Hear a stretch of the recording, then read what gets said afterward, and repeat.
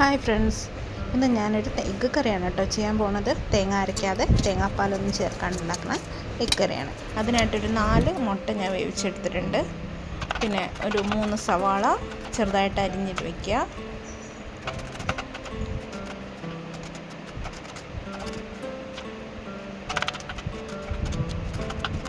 ഒരു 4-5 വെളുത്തുള്ളി, ഒരു ചെറിയ കഷ്ണം ഇഞ്ചി, ഇതും ചതച്ച് വയ്ക്കുക.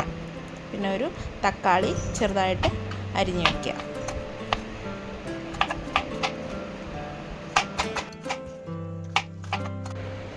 ഇനി ഒരു കടായിൽ കുറച്ച് ഓയിൽ ഒഴിച്ചു കൊടുക്കാം. അതിലേക്ക് നമ്മൾ വേവിച്ച് വെച്ച മുട്ട ചേർക്കാം. അതിലേക്ക് കുറച്ച് ഉപ്പ്, കുറച്ച് മഞ്ഞൾപ്പൊടി, ഒരൽപ്പം മുളക് പൊടി, ഇത്രയും ചേർത്തിട്ട് നന്നായിട്ട് വഴറ്റി ആ മുട്ടയൊന്ന് ഫ്രൈ ചെയ്തെടുക്കണം.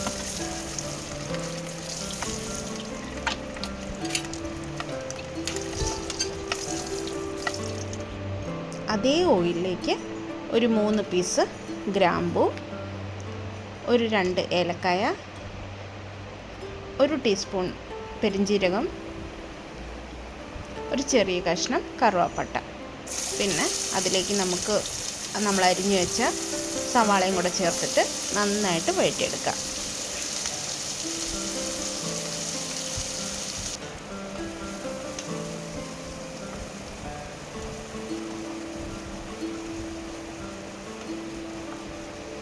ഇതിലേക്ക് നമ്മൾ ചതച്ച് വെച്ച ഇഞ്ചി വെളുത്തുള്ളി പേസ്റ്റ് കൂടെ ചേർക്കുക. എന്നിട്ട് അതിൻ്റെ ഒരു പച്ചമണം മാറുന്നവരെ നമുക്ക് നന്നായിട്ട് വഴറ്റിയെടുക്കാം. ഇതിലേക്ക് ആവശ്യത്തിന് ഉപ്പും ചേർക്കാവുന്നതാണ്.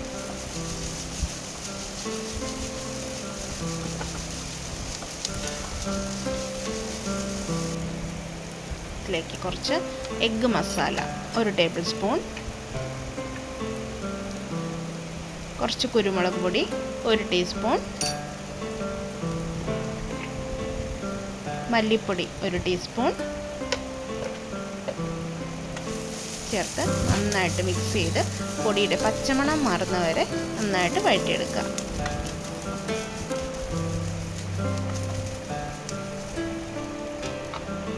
ഇനി നമ്മൾ അരിഞ്ഞു വെച്ച തക്കാളി ഇതിലേക്ക് ആഡ് ചെയ്യാം. ഞാനിവിടെ ഒരു മീഡിയം സൈസ് തക്കാളിയാണ് എടുത്തിരിക്കുന്നത്.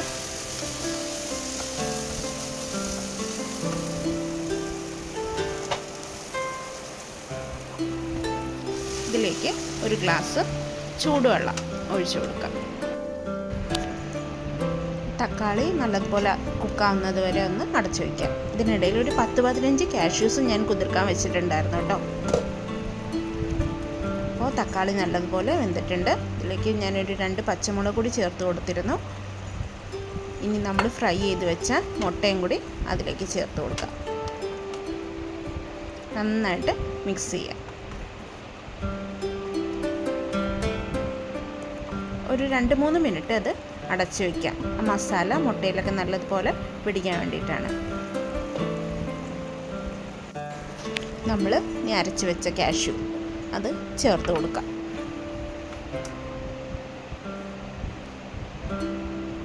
നന്നായിട്ട് ഇളക്കി കൊടുക്കാം. അത് തിളയ്ക്കുന്നത് വരെ ഒന്ന് നമുക്ക് വെയിറ്റ് ചെയ്യാം.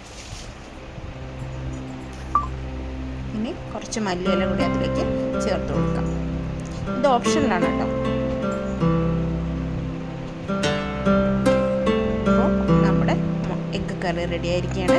ഇത് അപ്പത്തിൻ്റെ കൂടെ ചപ്പാത്തിയുടെ കൂടെയൊക്കെ നല്ലൊരു കോമ്പിനേഷനാണ് കേട്ടോ. എല്ലാവരും ട്രൈ ചെയ്ത് നോക്കണേ.